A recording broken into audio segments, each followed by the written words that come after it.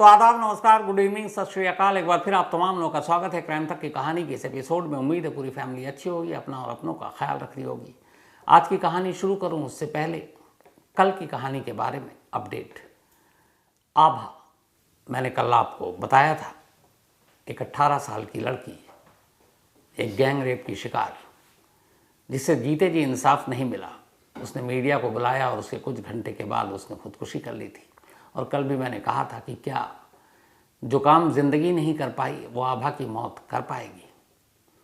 और कमाल देखिए, आभा शायद कितना सच थी या कितना सही थी। आभा की मौत के बाद जिस इंसाफ के लिए वो महीनों लड़ रही थी, वही पुलिस श्रीगंगानगर की कल एफआईआर दर्ज करती है, क्योंकि लोगों की भीड़ थाने के बाहर थी आभा की लाश के साथ। और अंतिम संस्कार करने से उन्होंने मना कर दिया था जब तक कि इंसाफ न मिले। और इसके आगे सरकार और पुलिस को झुकना पड़ा और आखिरकार पुलिस को एफआईआर दर्ज करना पड़ा। अच्छी खबर यह है कि शायद अब आभा को भी इस बात का एहसास होगा और शायद उसे थोड़ा सुकून मिला होगा कि जो तीसरा कल्प्रिट था वो तो पकड़ा गया। और जो तीसरा कल्प्रिट था जिसकी वजह से पुलिस ने आभा को इंसाफ देने में देरी की थी, बहुत सारे लोगों ने कहा था, कल मैं नाम भूल गया था, राजस्थान के एक कैबिनेट मिनिस्टर हैं, उनका नाम है सुमित गोदारा। सुमित गोदारा का वो रिश्तेदार है। तो सुमित गोदारा का वो रिश्तेदार भी पकड़ा गया। लेकिन कहानी यहाँ नहीं है, बल्कि कहानी ये है कि अब ये खबर आने के बाद और दिखाए जाने के बाद, कल क्राइम तक कहानी में आपको सुनाई, फिर कल आज तक पर वारदात में इसको दिखाई, क्राइम तक के वेबसाइट पे ये स्टोरी चली, और वहाँ के जो हमारे रिपोर्टर हरनेक सिंह, उन्होंने एक मुहिम चलाई और आखिरकार पुलिस ने एफआईआर दर्ज किया। और उस डिप्टी एसपी को, जिसने आभा को बुलाकर उससे ऊल जलूल और आपत्तिजनक सवाल पूछे, उस डिप्टी एसपी जिसने उसका मेडिकल कराने के नाम पर डॉक्टरों को भी बहकाया और मेडिकल कराने के नाम पर अकेले अस्पताल भेजा 2-2 दिन तक, ठीक से आरोपियों को गिरफ्तार नहीं किया, तब उस डिप्टी एसपी और उसके रीडर, इन दोनों के खिलाफ श्रीगंगानगर पुलिस ने, वहाँ के एसएसपी ने हुक्म दिया और उसके बाद एक एफआईआर दर्ज हुआ। और इन दोनों के ऊपर अबेटमेंट ऑफ सुसाइड यानी खुदकुशी के लिए उकसाने का मामले की सही ढंग से जांच न करने, आरोपियों को बचाने, ये तमाम धाराएं लगाई गई। और इसके साथ ही उस डिप्टी एसपी और उसके रीडर, इन दोनों को थाने से हटा दिया गया है, इनको लाइन हाजिर कर दिया गया है। और अब एफआईआर दर्ज है तो ये दोनों अबेटमेंट ऑफ सुसाइड यानी कि खुदकुशी के लिए उकसाने के भी एक तरह से मुलजिम है। और इसमें अगर साबित हो जाता है तो 7 साल की सज़ा भी है। लेकिन ये सज़ा मिलेगी आगे चलकर कोर्ट में क्या होगा, ये भी से कहना मुश्किल है। लेकिन हाँ, इतना ज़रूर हुआ है कि न सिर्फ आभा और उसकी भाभी के तीनों गुनहगार अब जेल के अंदर हैं, बल्कि जिन पुलिस वालों ने इस केस को अपनी तरफ से हर तरह से कोशिश की रफा दफा करने और बलात्कारियों को बचाने की, अब वो भी कानून की जद में आ गए और उनके खिलाफ एफआईआर दर्ज हो गया।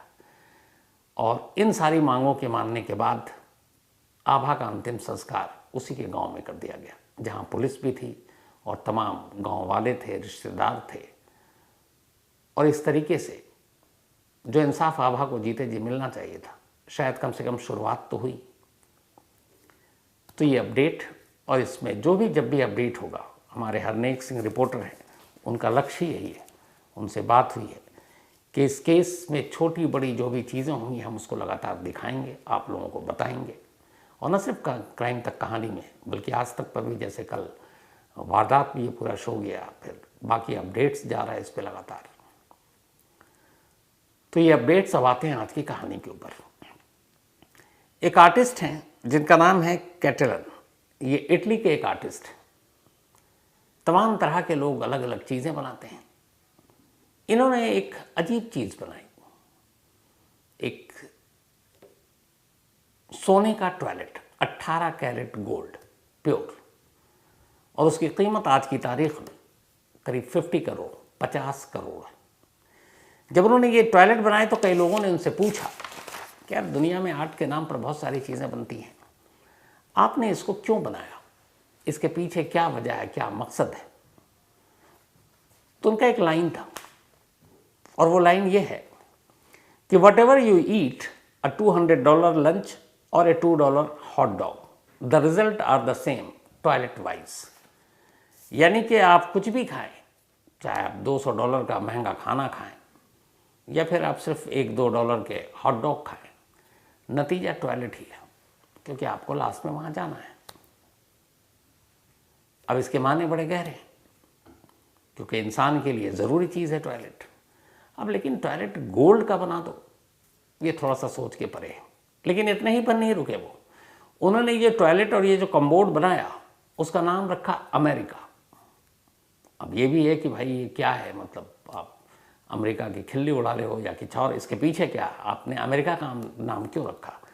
तो उन्होंने कहा कि ये मेरा एक तंज था अमेरिका के लिए, क्योंकि वो जिस तरीके से पूंजीवादी और एक देश जो अपने आप को सुपर पावर कहता है, बाकी देशों को झुकाता है, तो इसीलिए हमने अमेरिका इस अपने कम्बोर्ड और इस टॉयलेट का नाम रखा है।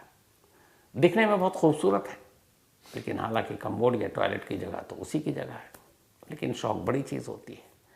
तो खैर, कैटलन ने ये कम्बोर्ड बनाया, ये टॉयलेट, जिसकी कीमत 50 करोड़ रुपए है। अब सोचिए 50 करोड़ के कम्बोर्ड पर बैठने वाले लोग क्या फील करते होंगे। और आप यकीन नहीं मानेंगे कि इस कम्बोर्ड की जब एग्जीबिशन लगाई गई, तो अब एग्जीबिशन में तो आप बाकी चीज़ें देखते हैं, यहाँ एक टॉयलेट है तो आदमी फील भी तो करना चाहेगा बैठकर, तो उसके भी पैसे लगाए गए थे और लोग घंटों लाइन में लगकर उस कम्बोर्ड पे 3 मिनट के लिए सिर्फ एक आदमी को बैठने की इजाज़त होती थी। वो 3 महीने जाता था, फिर वापस आ जाता था, और जब वो अंदर जाता था तो बाहर एक सिक्योरिटी गार्ड खड़ा होता था, ताकि ऐसा ना हो मालूम है टॉयलेट कम्बोर्ड से कुछ 2-4, 10, 15, 20 ग्राम सोना ही लेके चल पड़ा हो भाई। ऐसे बहुत सारे नमूने हैं इस देश और दुनिया में। तो उसकी सुरक्षा के लिए बाकायदा एक गार्ड होता था और ठीक 3 मिनट घड़ी देखकर आप अंदर जा सकते थे, एक नॉमिनल चार्ज था। और कहते हैं कि जब इसकी एक बार न्यूयॉर्क में इसकी एग्जीबिशन लगी थी, वहाँ रखा गया था, तो लोग लाइन लगाकर इस कम्बोर्ड में जाने के अपनी बारी का इंतज़ार करते थे। वहाँ जितने दिन ये एग्जीबिशन चली, करीब 1 लाख लोग इस कम्बोर्ड पर बैठ चुके थे।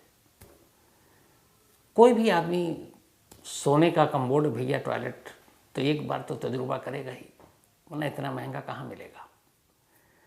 तो खैर, ये जब बनाया इटली के आर्टिस्ट कैटलन ने, तो फिर इसको ले जाकर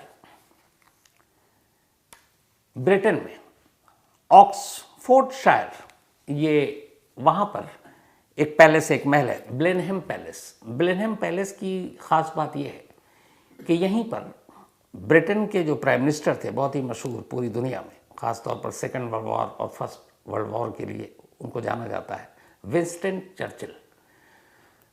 तो चर्चिल का जन्म वहीं हुआ था। इस कम्बोर्ड को बनाया गया, नाम अमेरिका रखा गया, और इसी ब्लेनहेम पैलेस में चर्चिल का जन्म हुआ था। जो उनका कमरा था, उस कमरे के बराबर में इस कम्बोर्ड को लगा दिया गया, बाकायदा इसकी फिटिंग कर दी गई। ये मतलब सिर्फ शोपीस नहीं था, बाकायदा वर्किंग था। मतलब आप जाइए, इस कम्बोर्ड का इस्तेमाल कीजिए, आप फारिग होइए, जो आप टॉयलेट के अंदर करते हैं आप कीजिए। तो इसी ब्लेन पैलेस में इस कम्बोर्ड को रखा गया। चर्चा हुआ भैया 50 करोड़ 18 कैरेट गोल्ड का पूरा एक टॉयलेट है, तो वहाँ पे भी एग्जीबिशन लगना था, लगा भी। फिर बाद में इस टॉयलेट की चर्चा दुनिया तक में होने लगी। तो फिर बाद में 1916 में, बल्कि 2016 में न्यूयॉर्क के गुगेनहेम म्यूजियम में बाकायदा बाकी चीज़ों के साथ इस टॉयलेट को भी उठाकर ले जाया गया और वहाँ गुगेनहेम म्यूजियम में इसको रखा गया। वहाँ एक आर्ट वर्क एग्जीबिशन लगा था, उसके अंदर लगा गया, उसको रखा गया। अब लोगों को कहा गया भाई आप सिर्फ देखिए नहीं, आप इसका यूज़ भी कर सकते हैं। तो आप $2-4-5 जो भी था वो जाइए, लेकिन 3 मिनट के अंदर आपको बाहर आना है। तो वहाँ रखा गया और कहते हैं कि 1 लाख लोग उन्होंने इस सोने के टॉयलेट का इस्तेमाल किया। हर बार जो बाहर आते फिर उसकी सफाई होती और लोग आते जाते। चर्चा इसकी इतनी बढ़ी कि उस वक्त डोनाल्ड ट्रंप, उनके वाइट हाउस तक भी ये खबर पहुंची और कहते हैं कि ये जो गुगेनहेम म्यूजियम के लोग थे, इनको कांटेक्ट किया वाइट हाउस ने और कहा भाई थोड़ा वाइट हाउस की भी शोभा बढ़ा दो इस सोने के टॉयलेट से, तो ट्रम्प साहब भी चाहते हैं कि थोड़ा अगर आप इसको मतलब रेंट पे दे दो कुछ दिन के लिए, ताकि प्रेसिडेंट साहब भी थोड़ा बैठ कर इसके मज़े लें। तो फिर ये व्हाइट हाउस गया और किराए पे कुछ दिन ट्रम्प साहब ने इसका इस्तेमाल किया, डोनाल्ड ट्रम्प ने। अब दोबारा वो यूएस के प्रेसिडेंट के लिए लड़ रहे हैं, इसी साल चुनाव है बाइडन और ट्रम्प के बीच में। हालांकि दोनों ही बहुत ज़्यादा इनकी उम्र हो चुकी है, अब उसको लेके भी अजीब सी चीज़ें चल रही हैं। तो खैर, तो व्हाइट हाउस भी ये गया, न्यूयॉर्क के म्यूजियम में भी रखा गया। सोचिए एक टॉयलेट घूम रहा है दुनिया में, और इसके बाद फिर इसको वापस लाया गया और इसी ऑक्सफोर्डशायर के उसी ब्लेनहेम पैलेस में इसको रख दिया गया। अब रखने के बाद सितंबर 2019 यूएस से ये टॉयलेट घूमकर आ चुका था। अब इस ब्लेनहेम पैलेस में रख दिया गया, विंस्टन चर्चिल साहब के कमरे के बराबर में। अब यहाँ उसकी पूरी फिटिंग कर दी गई थी, इसलिए कि ये खाली एक शो पीस नहीं था, बल्कि ये पूरी तरीके से काम करने वाला कमोड और टॉयलेट था जिसपे लोग जाकर यूज़ कर सकते थे। लेकिन हर कोई को ये सुविधा नहीं थी। तो खैर, चर्चिल साहब के कमरे के बराबर में ये सोने का टॉयलेट रख दिया गया और बाकायदा इसकी फिर पाइप वाइप दीवार से इसकी फिटिंग भी कर दी गई, क्योंकि आप यूज़ करेंगे तो फिर पूरी तरह से आप यूज़ करें। तो बाकायदा उसके पानी का पाइप और ये और सब कुछ करके फिटिंग कर दी गई दीवार से, और बिल्कुल ऑपरेशनल ये एक तरह से कमोड था। सितंबर 2019 में इसी ब्लेनहेम पैलेस में एक फिर एग्जीबिशन लगी, प्रदर्शनी। अब उसमें बहुत सारे आर्ट और ये सारी चीज़ें थी, लेकिन लोगों को सबसे ज़्यादा जो अट्रैक्ट कर रहा था वो था ये सोने का टॉयलेट, 50 करोड़ 50 करोड़ जिसकी कीमत है। प्रदर्शनी शुरू हुई, पहले दिन ठीक ठाक गुजरी, दूसरे दिन ठीक ठाक गुजरी, तीसरे दिन की बात है, प्रदर्शनी स्टार्ट होने के एग्जीबिशन के तीसरे दिन, जिस कमरे में ये रखा गया था, अचानक लोगों ने महसूस किया, जब एग्जीबिशन ख़त्म हो गया, वहाँ के जो स्टाफ हैं, सिक्योरिटी स्टाफ और बाकी लोग, क्योंकि वहाँ करोड़ों की अनमोल चीज़ें रखी हुई हैं, कि पैलेस में पानी आ रहा है। अब उन्होंने कहा ये पानी भी की रफ्तार भी बड़ी तेज़। अब उन्होंने कहा पानी कहाँ से आ रहा है, कोई पाइप फट गया, क्या हुआ? लोग इधर उधर देखने लगे, देखते देखते आखिरकार विंस्टन चर्चिल साहब के उस कमरे के बराबर में पहुंचे तो देखे इस कमरे से धुआंधार पानी आ रहा, मूसलाधार टाइप। दरवाज़ा खोला गया, जब अंदर गए तो देखते हैं कि जो सोने का कमोड है वो अपनी जगह से गायब, और चूंकि वो फिक्स था वॉल के साथ, पाइप के साथ, उसमें होल हो गया और वो पाइप से अब जो पानी फ्रीली पूरे कमरे में बह रहा है और वही पानी पूरे महल में इधर उधर फैल गया है। अब देखते ही सब हैरान कि ये क्या, सोने का टॉयलेट ही गायब। फौरन ऊपर तक खबर गई, पुलिस की टीम आई, बाकी सिक्योरिटी स्टाफ सब ने देखना शुरू किया। तो फिर जहाँ छानबीन हुई तो पता लगा, छानबीन के दौरान एक अजीब चीज़ ये हुई थी कि जब ये एग्जीबिशन ख़त्म हुआ उसके बाद उस पैलेस के करीब से 2 गाड़ियाँ गई थी, और वो 2 गाड़ियाँ बड़ी रहस्यमयी तरीके से थी। तो ये हुआ कि इन्हीं गाड़ियों में उस टॉयलेट को ले जाया गया। फिर थोड़ी देर के बाद कंफर्म हो गया कि ये चोरी हो गई है। अब जांच शुरू होती है। जेम्स शीन नाम का एक शख्स, 35 साल जिसकी उम्र, उसको उस दिन देखा गया कुछ कैमरों में कैद, लेकिन टॉयलेट हाथ में लेकर पकड़े हुए वो नहीं था, लेकिन टाइमिंग सारी चीज़ें वही थी। फिर जब जेम्स शीन के बारे में पता किया गया तो पता चला ये प्रोफेशनल चोर है, इसने कई और म्यूज़ियम में चोरी की है।